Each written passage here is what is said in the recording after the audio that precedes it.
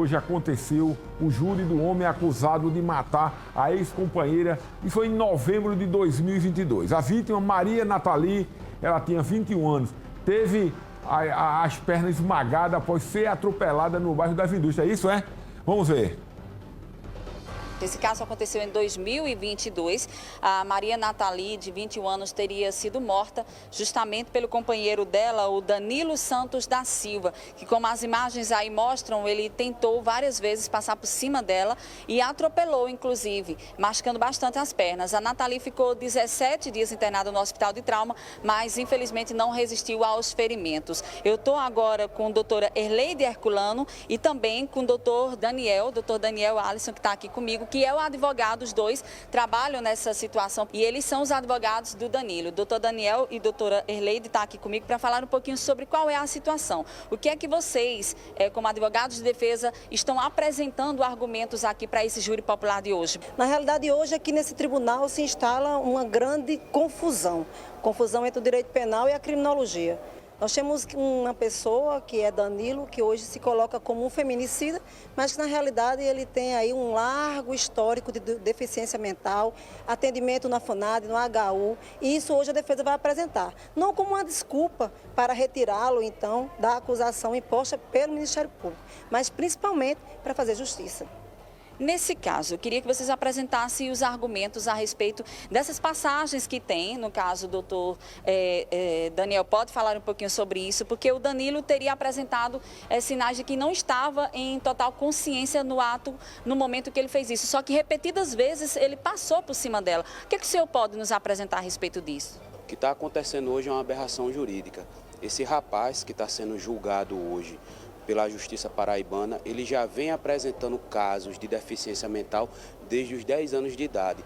Temos laudos, não é declaração, não é requerimento, são laudos assinados por psicóloga que atendeu ele na época que ele era criança, dizendo que ela era uma pessoa totalmente desequilibrada. A mãe apresentou históricos, juntamos documentos, medicamentos, bulas de remédio dentro do processo, aonde ele vem tendo problemas psicológicos desde tenra idade. A verdade aqui é uma só, a Justiça Paraibana virou as costas para esse doente mental. Doutora Erleide protocolou 5 pedidos, uma mão cheia, 5 pedidos, pedindo que a Justiça fizesse o exame nesse rapaz. E a única coisa que a Justiça fez foi virar as costas. Isso é uma aberração, isso é cerceamento de defesa. Nós estamos, pasmem, no STJ, porque foi negado em primeiro grau, foi negado em segundo grau e em nenhum momento a Justiça teve interesse em saber se esse rapaz tem problema mental ou não. Nesse caso, eu queria que você me desse sobre as circunstâncias da situação. Quando ele passou por cima, tentou ali atropelar ela, e na primeira tentativa não deu certo, e foi numa segunda, e foi na terceira, machucou bastante. Ele também foi lixado pela população que presenciou o momento. Naquele exato momento, ele estava em desequilíbrio, porque pelo vídeo, aparentemente, ele sabia o que estava fazendo. Como é que vocês vão mostrar isso diante do júri? Através de documentação. O mesmo disse que surtou, certo? O mesmo disse que surtou, que não estava dentro das suas faculdades. Ele afirmou que tinha surtado? Afirmou, inclusive falou, situação que foi o demônio que falou com ele. E ele já vinha trazendo problemas psicológicos há muito tempo. Então, assim, ninguém está querendo aqui, como eu estava até conversando com o doutor Erleide, e a criminologia fala isso, nós não estamos querendo aqui colocar a culpa na vítima, longe de mim, até porque era uma menina de 21 anos de idade, mãe de 2 crianças, mas ela assumiu o risco quando ela se juntou, já que estamos falando aqui para a sociedade, quando ela se juntou com um doido. E aí ela pegou, infelizmente, e ela acabou sofrendo essas consequências. Esse rapaz está sendo julgado aí, ele é culpado pelo que ele fez, em partes. Agora ele tem que ser condenado de acordo com a culpabilidade dele e não o que a sociedade quer. Qual é o próximo passo aqui da justiça? Fazer uma fogueira e tocar fogo nele aqui na frente de todo mundo? É só o que está faltando agora. O que a defesa está requerendo, pela minha modesta curso de bacharel de Direito pela UFPB, é que ele seja interditado e não seja julgado. O que eles estão querendo não é dizer que ele não fez, isso aí é fato, né? É dizer que num momento ele era inimputável. O que é ser inimputável? É que ele não responde pelos seus atos. Em sendo assim, ele seria interditado e colocado em um local até uma posterior avaliação se ele volta a ter a consciência do que é o... Não é? Agora, essa última aí foi O advogado aí foi quente, né? Casou com doido é complicado. Eu não posso nem dizer nada sobre isso, sabe? Porque nessa tese de inimputável não tem nem o que a gente dizer, né? Não, naquele momento ele respondia ou não? Ele sabia o que estava fazendo ou ele se aproveitou desse fato e fez? Bom, não tem laudo para dizer isso, né? Eu posso perguntar, eu estou perguntando. Ele realmente estava surtado? Era um outro mundo ou ele sabia e se aproveitou? Rapaz, é difícil, é complicado. Olha, e atenção, 51 anos que morreu, daqui a pouco, volta ao caso, já saiu o resultado agora, então volta. Volta aí porque saiu o resultado. E rápido, mais rápido. Vamos lá, põe na tela. Atenção, hein? Em 2022 teve um caso que chamou muito a atenção aqui da sociedade paraibana. Foi que um companheiro atropelou a companheira que estava em processo de separação, a jovem de 21 anos, a Maria Nathalie Dayana da Silva Medeiros, quando ela tinha acabado de deixar as duas filhas, na época uma de 2 anos e outra de 5 anos, na escola. Por conta desses ferimentos, ela foi levada em estado grave para o hospital. Dias depois, não resistiu a esses ferimentos. E na tarde desta segunda-feira, houve o julgamento, o júri popular desse companheiro da Maria Nathalie. E é sobre esse assunto que eu converso agora com o advogado dele, do acusado, o Daniel Alisson, que conversa agora com a gente. O julgamento foi dentro do esperado, porque foram mais de 20 anos, 27 anos, não é isso, de condenação para o Danilo dos Santos. Muito obrigada pela participação. Eu que agradeço e negativo, não foi nada dentro do aceitável. O que aconteceu aqui foi uma aberração jurídica. Tivemos aqui uma pessoa inimputável, um doente mental que foi condenado a 27 anos de cadeia, onde o Estado virou as costas para ele, negando para ele o direito de passar por um exame, onde ele já tinha problemas de saúde desde os 10 anos de idade.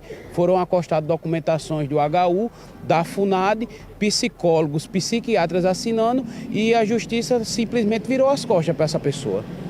Isso aconteceu, né, em outubro de 2022 e, na época, a população, na hora ao ver a situação, ainda chegou a agredi-lo fisicamente, por isso que ele foi encaminhado para um hospital aqui de João Pessoa e, em seguida, preso. Esse tempo que ele passou preso até agora já conta também para abater dessa pena de 27 anos? Sim, já conta sim e já foi dado lá para Dr. Júnior, ele já fez esse abatimento nesses 27 anos, então ele só vai cumprir 25. Há alguma expectativa de argumentação, né, diante dessa condenação não há mais o que se fazer, tem aí esses 25 anos ainda de punição? Não, negativo, né? Estamos num prazo recursal, temos 5 dias para recorrer. Vamos agora sentar com a família para saber qual é o entendimento deles. Mas no nosso entendimento o processo é todo nulo, até porque ele foi julgado como se normal fosse. Normal ele não é. Isso aí nós temos documentação farta dentro do processo. O problema é que a justiça, atrás de estatística e aproveitando que não é uma pessoa poderosa, foi e condenou a 27 anos de cadeia. E o Conselho de Sentença, em vez de acompanhar o nosso entendimento, preferiu acompanhar o entendimento do Ministério Público, qual motivo ninguém sabe. Agora, o que aconteceu hoje aqui, repito, foi uma aberração jurídica. Colocaram um doente mental, julgaram um doente mental como se normal fosse.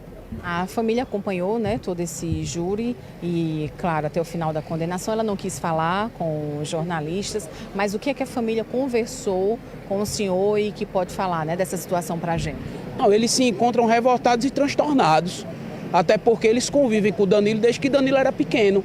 E eles sabem todo o transtorno que passaram com ele. Esse rapaz é encostado pelo INSS por uma deficiência. Agora a Justiça Federal está dando benefício para quem é normal, para quem é gago. Como o Ministério Público teve a coragem de falar isso em plenário. Então, assim, é revoltante, é um dia muito triste para a advocacia e principalmente para a Justiça. A Justiça não deveria ter feito isso. Agora nós vamos buscar os meios cabíveis para tentar contornar essa situação. Tem expectativas positivas, então, para o seu cliente diante desse recurso? Claro, 100%. No nosso entendimento, o processo é todo nulo, ele tem que voltar para o zero. Esse rapaz ele precisa passar pelo encaminhamento médico urgentemente, porque ele é uma pessoa inimputável. Entenda a sociedade. a verdade sempre vai ser verdade, mesmo que seja a mais indigesta possível. Eu tenho documentos assinados por psiquiatras e psicólogos. Será que essa turma está errada? Será que esses profissionais estão errados? E quem está certo agora é um promotor de justiça formado em direito? Então, por favor. Então, assim, lamento demais por tudo que aconteceu e com certeza vamos buscar justiça para Danilo. Ok, muito obrigada pela sua participação. Thaís Aureliano para a TV Arapuã. É assim, o fato em si é horrorendo. Isso é fato, não se discute, né? Agora, por que a justiça não aceitou fazer o exame? O que eu não estou entendendo é isso, né? Dá margem ao que o advogado está falando. Ninguém está defendendo ele, não. Ele fez, isso aí é fato. Não tem nem o que se discutir, não é? Agora, ele quando fez, ele estava normal ou não estava? Porque se é verdade o que o advogado está dizendo aí, ele está dizendo com muita propriedade, eu acredito que ele não iria chegar numa TV e mentir, né? Que tem laudos e laudos que ele é doente mental. Mesmo como pessoa doente mental, ele seria interditado, ele iria para uma espécie de um hospital, ele ia ficar separado, né? Não seria uma pena, mas seria assim uma espécie de internação compulsória dele. Agora, é difícil, eu não estou entendendo por que a justiça não aceitou. Não iria demandar em nada um requerimento da defesa, olha, faça uma avaliação aí com 5 peritos, não é, públicos e privados, para saber se ele é. O que ele fez, fez. Ninguém se discuta aqui. Foi horrível, horrorendo, triste, lamentável, foi. Mas abriu margem disso aí, ó. Do advogado está dizendo o que está dizendo, né? Eu lembro desse cara, chocou tudo. Agora, ele é uma pessoa normal, não é normal. Abre aspas, que até para achar a normalidade hoje está difícil, né? O que é ser normal, né? Nem eu sei mais, não é? Eu estou sorrindo assim porque é uma coisa tão absurda. Não aceitar. Jai, pede aí a Thaísa para ir falar com o promotor, perguntar por que é que não aceitaram fazer o exame. Ninguém está discutindo que ele não fez. Isso aí nem se discute, até a defesa aceita. Mas fez em que momento? Ele tinha lucidez na hora que fez? Não tinha? Ou se aproveitou que tinha esse laudo anterior, mas hoje não estava? E o que precisa fazer um limite é isso, entendeu? Para saber, a linha é muito tênue, é muito próxima disso ou daquilo, né? Olha, agora vamos falar, agora sim, né? Do caso do homem de 51 anos que morreu durante